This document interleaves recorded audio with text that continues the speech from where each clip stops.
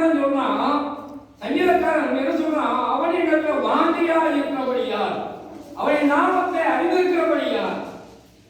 ஆண்டவர் மேல ஒரு வாங்கி வந்துட்டா போதும், எழுப்பது தானாக வரும். அல்லேலூயா.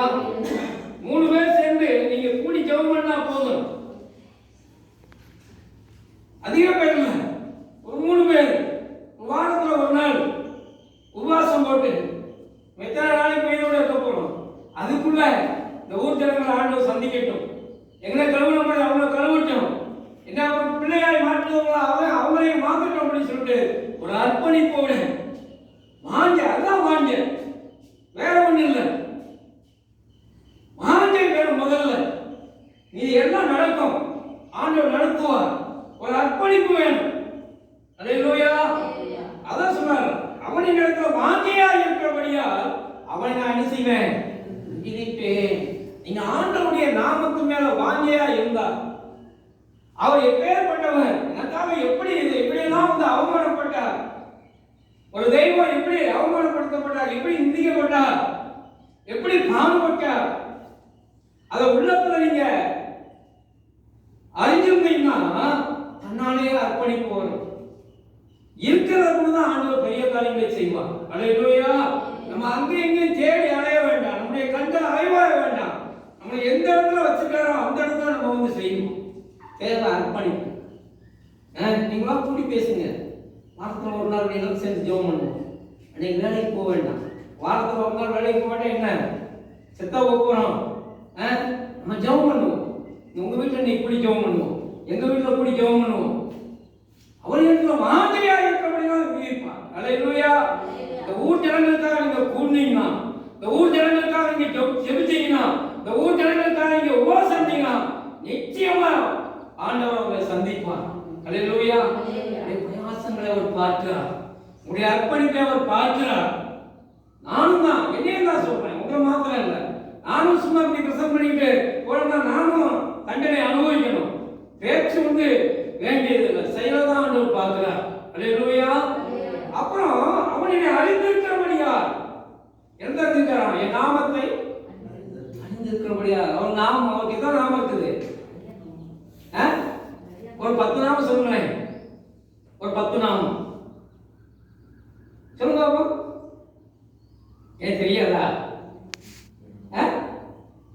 ஆளுக்கு ஒரு நாமம் சொல்லுங்க, ஆளுக்கு ஒரு நாமம். அவர் அதிசயமானவர், ஆலோசனை கர்த்தர், நித்திய பிதா, சமாதான பிரபு,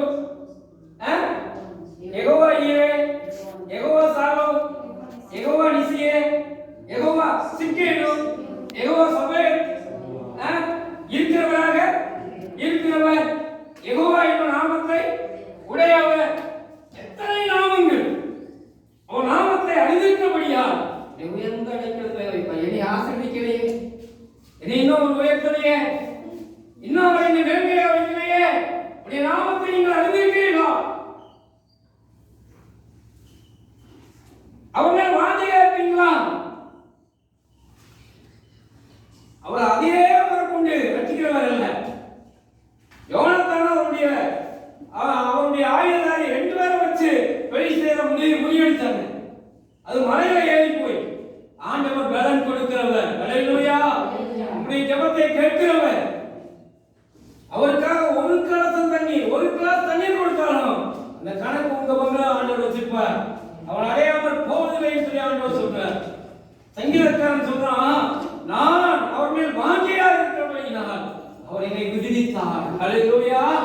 ஆமா, நீங்க எந்தெந்த ஆபத்திலிருந்து ஆண்டவர்களை விடுவிக்கணுமா, அப்படி நாமத்துக்கு ஸ்தோத்திரம். நீங்க அவர் மேல் வாஞ்சியா இருக்கணும். தாவீது வாஞ்சியா இருந்தான், தாவீது கவனமா இருந்தான். தாவீது ஆலயத்துக்கு ஜனங்கள்லாம் போகலன்னு கண்டவுடனே அவனுடைய கண்களிலிருந்து நீர்க்காலைகள் வழிந்தது. அவனுடைய கண்களிலிருந்து சிந்தின கண்ணீர் ஓடி ஓடி ஓடி ஒரு பாதையை கண்ணுக்குள்ள ஏற்பட்டதான். இந்த மூக்குல ஒரு லேச தீக்காயம் எனக்கு போட்டுச்சு. அதுக்கு தானே இந்த மூக்கை போட்டு தடவி கேட்கிறேன்.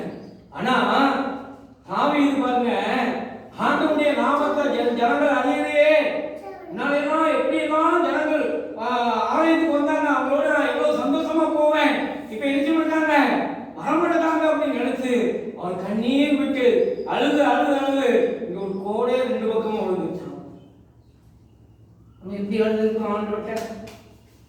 ஒரு நாளாவது முழங்கால் போட்டு ஆண்டவரே இந்த ஜனங்களை ரட்சிங்க ஆண்டவரே, குடும்பத்தை ரட்சிங்க ஆண்டவரே, ஆளா போயிருக்காங்க ஆண்டவரே, பாதாளத்துக்கு போயிருக்காங்க ஆண்டவரே, குடியில இருக்காங்க ஆண்டவரே, என் குடும்பம் இப்படி இருக்கு உங்களுக்கு சுத்தம் ஆண்டவரே, இத்தனை முறை அழுதுருக்கோம் ஆண்டவர்கிட்ட, ஒரு நாள் அழுக வந்திருக்கா நமக்கு?